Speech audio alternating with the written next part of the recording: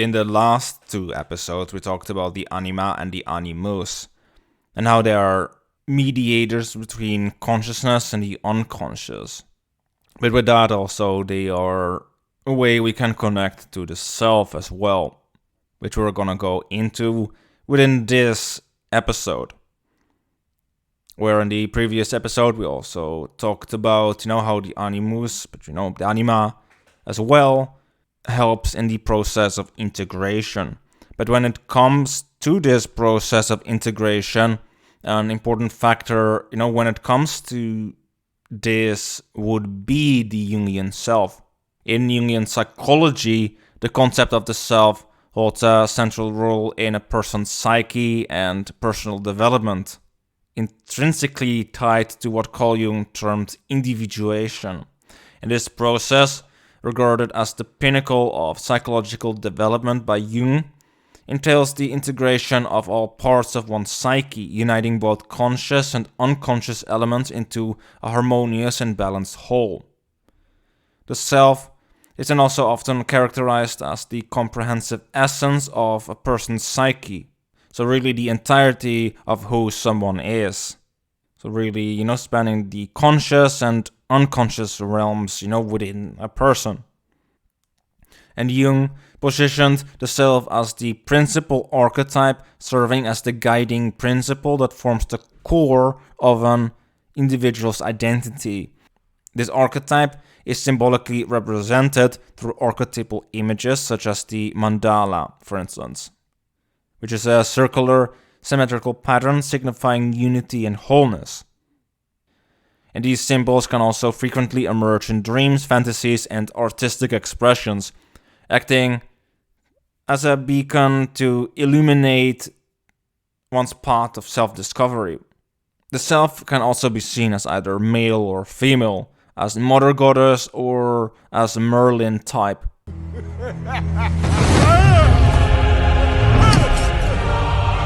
I will draw you, Saruman, as poison is drawn from a wound.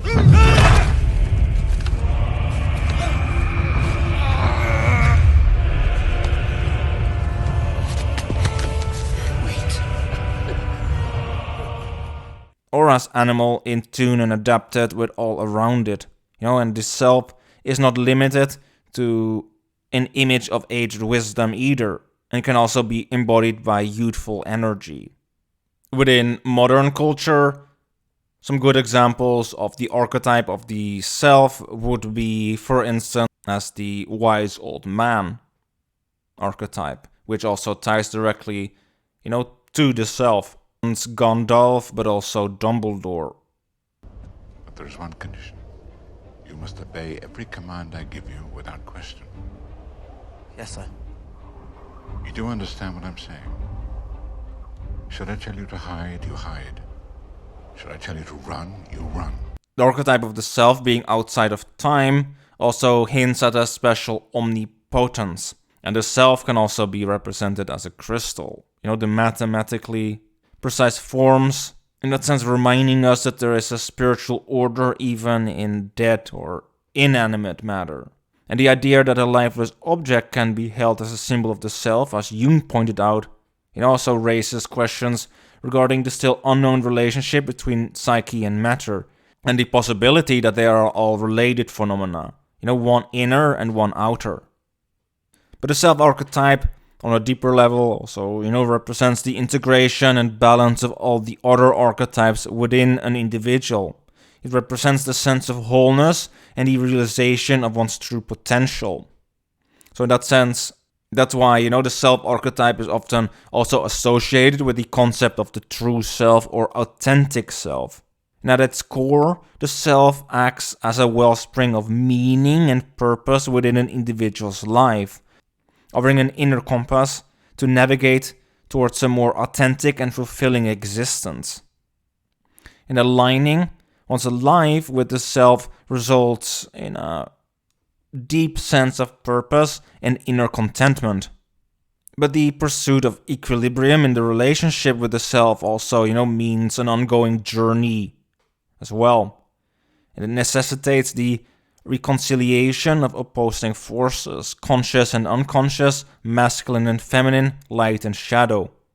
It is also worth noting that the archetype of the self, as with all archetypes, is not a fixed state, and it is a journey, throughout one's life. So it's not a destination, but a process of becoming, starting off as the divine child archetype, growing into the hero archetype, and finally maturing into the wise old man or wise old woman.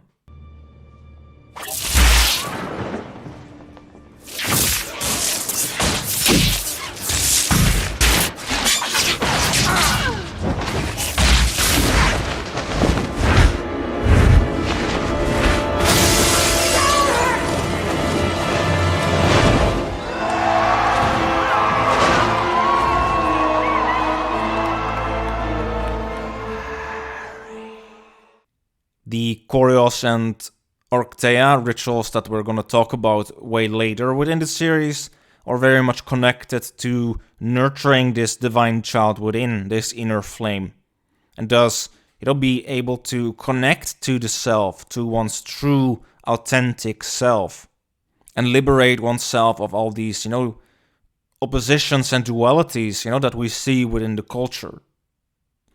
And this pursuit of balance, also then fosters personal growth and leads to a life characterized by greater harmony as well. The self is then also often associated with transcendent experiences that transcend the limitations of the individual ego. So it establishes a connection with a sense of universality and spiritual significance. Consequently, the self is closely intertwined with the quest for deeper meaning and a profound connection with something greater than the self.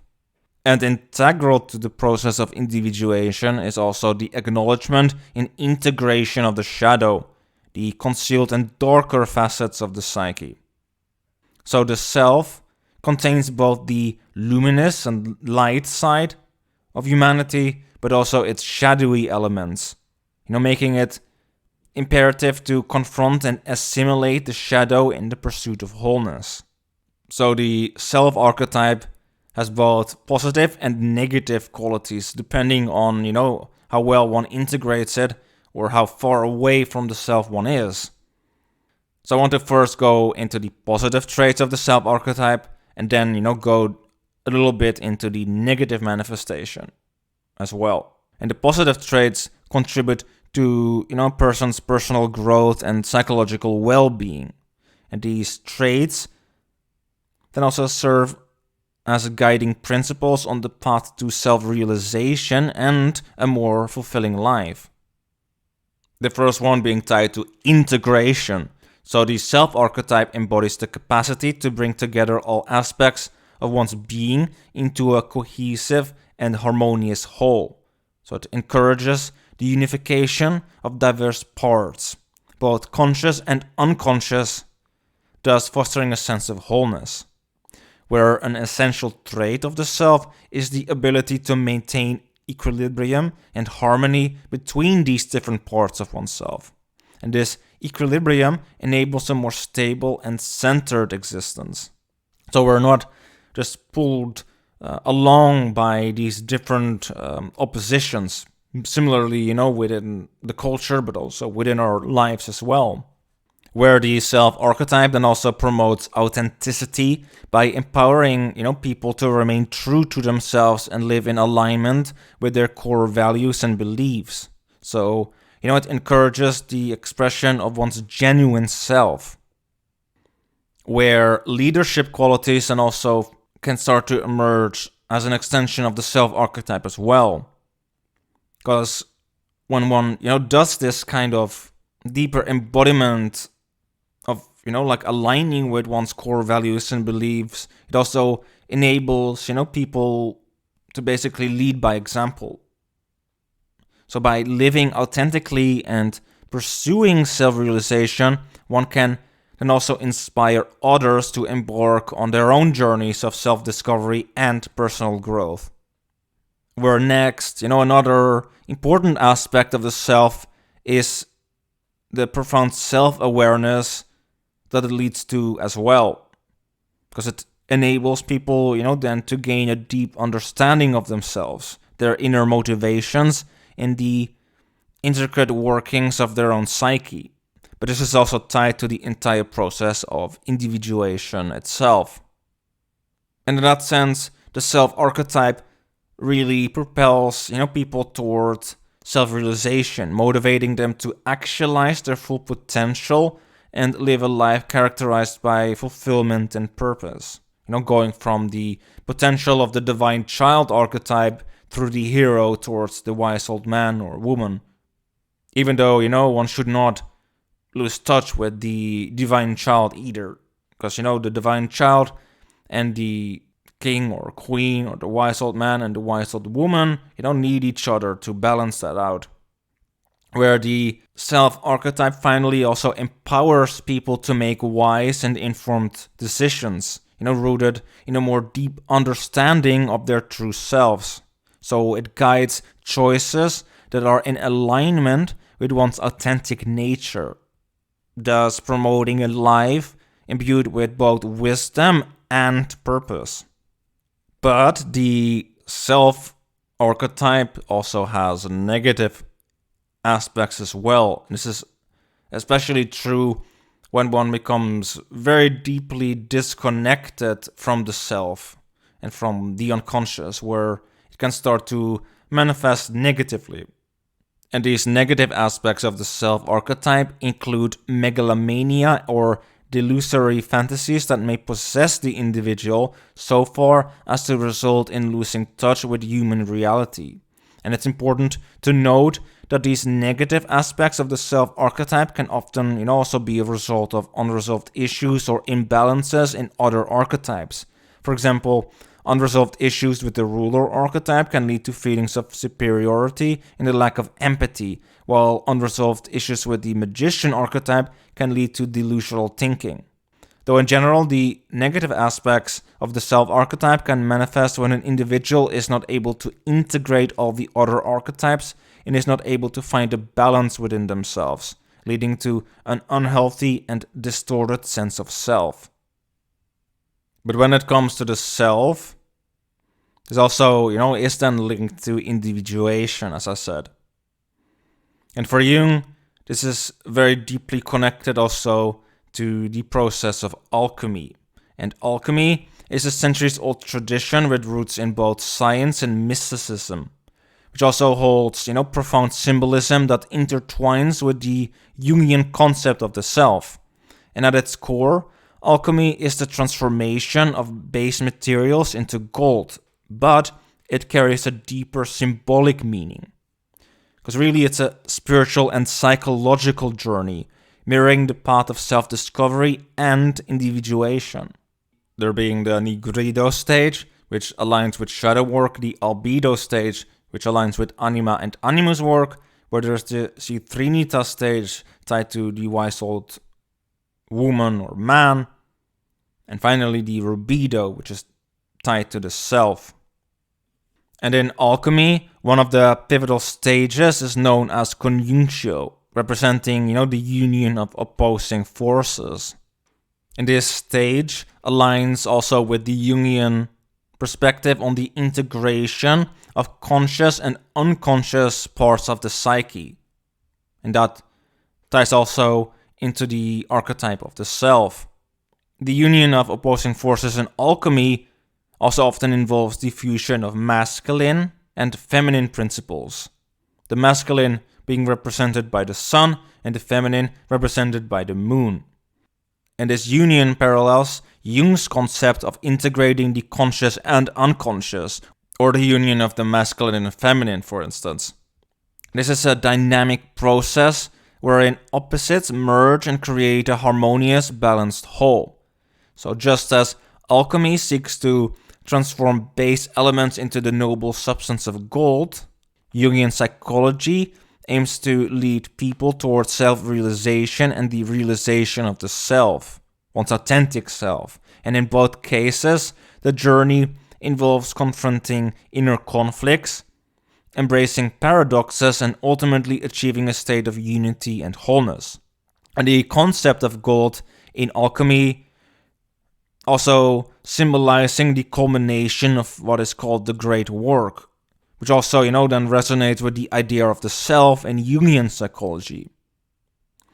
And in the process of the conjunctio, which is the union of opposites, the anima or animus also plays a significant role, because both the masculine and feminine aspects come together within this, and the person undergoes a transformation as it merges with their consciousness. And this union then leads to the integration and balance of these qualities within the individual. And during the conjunctio, the anima and animus moves from being an unconscious autonomous figure to becoming an inner guide and mediator between the conscious and unconscious aspects of the person's psyche.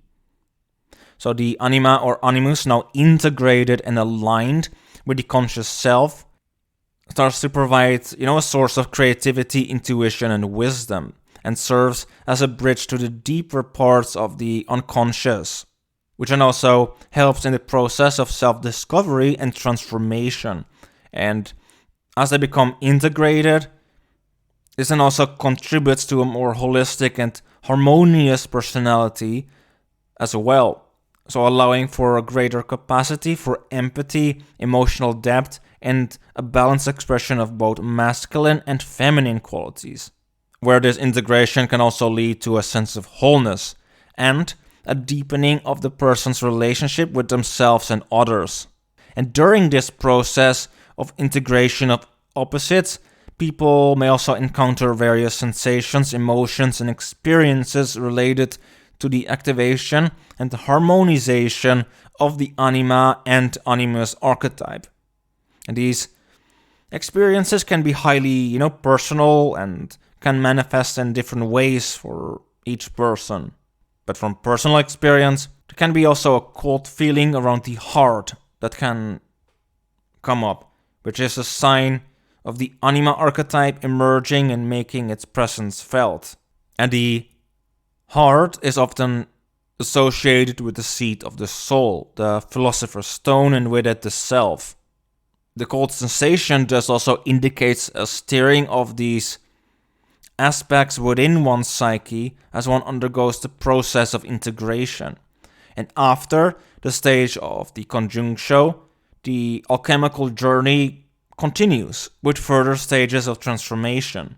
And the specific progression and experiences can vary for each person, but the next stage, often associated with the conjunctio, is the rubedo or the reddening stage. And in the rubedo stage, the integration achieved in the conjunctio deepens and matures.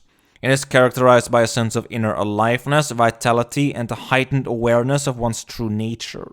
The person then also experiences a greater connection with their authentic self and a sense of purpose and meaning in life. And during this stage, there is then continued refinement and purification of the psyche, where the person may undergo further challenges and confrontations with their unconscious, facing and integrating these unresolved parts of themselves. And it is then also, a time of inner fire, passion, and creative expression, where one starts to tap into one's unique gifts and talents. And in the alchemical work, the union of opposing forces, initially also generates heat and intensity, symbolized by the alchemical fire, because it is quite an intense process. However, as the process progresses and the integration of opposites deepens, a cooling and stabilizing phase occurs. And this cooling phase represents the tempering and solidification of the newly formed unity, so the synthesis of these opposites. And this is called the coagulation. Coagulation, also known as solidification or fixation, is the final stage of the alchemical process, which represents the stabilization and solidification of the transformed elements. So in this stage, the integrated aspects become more grounded and manifest in a tangible and practical way. So it becomes more and more embodied and less intellectual. And the coagulation then also involves the establishment of a new state of being, where the transformative energies become embodied and expressed in everyday life. But it's also important to note that the coagulation stage is not a static endpoint, but rather a new beginning, as it sets the foundation for continued growth, exploration, and evolution. And with it, again, a continuation of the process of individuation and the continuous aligning with the archetype of the self. But the path of individuation is next to that also intimately connected with rituals, symbolism, and in a more ancient sense the traditions of the mystery schools. And these latter practices serve as powerful tools in guiding people through the process of self-discovery and transformation. That is also why I will go into these different mystery schools later within the series as well. And rituals themselves really are symbolic acts or ceremonies that hold also profound meaning and significance as well when it comes to the unconscious and the process of individuation when consciously understood. And they are often, used to mark transitions, passages, or transformation in one's life, like the later Choreos or Octea rituals I will talk about, or, the cave and hunting rituals.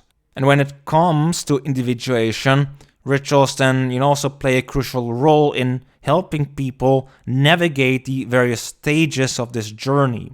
For instance, in the mystery schools, rituals were designed to facilitate the process of inner transformation. And these rituals often involved symbolic actions such as initiations, meditative practices, and the use of sacred objects.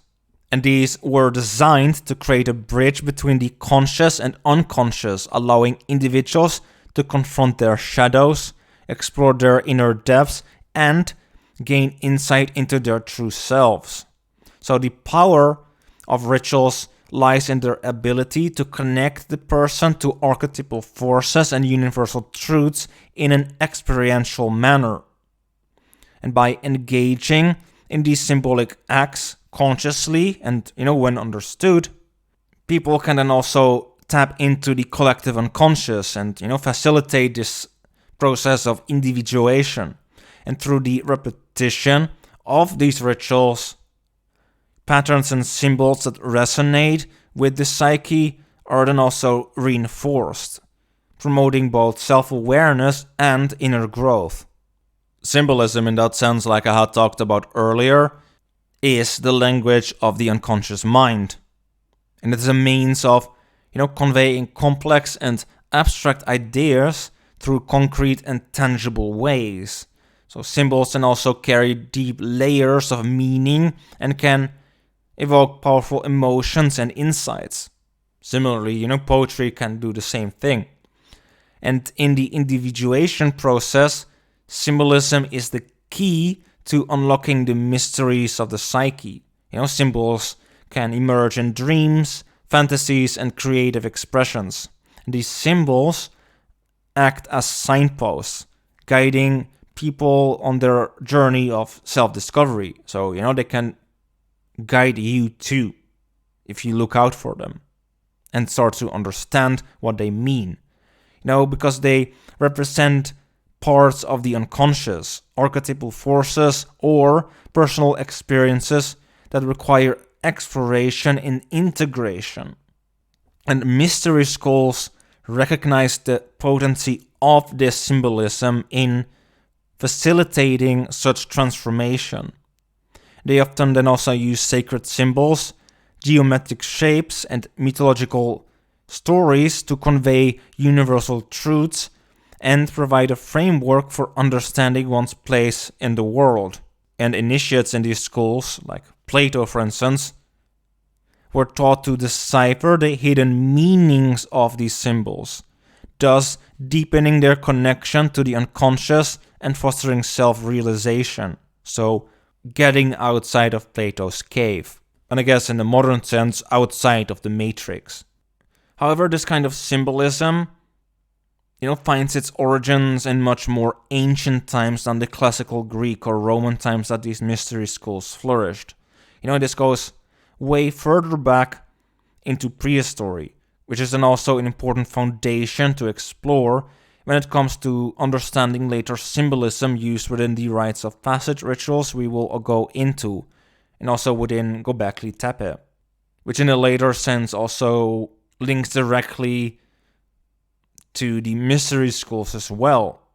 So you really have to understand these foundations of these more ancient cultures, to have a better idea of what is going on in these schools, and in that sense also know how to translate all of this to a more, modern setting, because that's in the end what is important, because we can't go back into the past and just pretend, to live in that kind of time period, because we do not.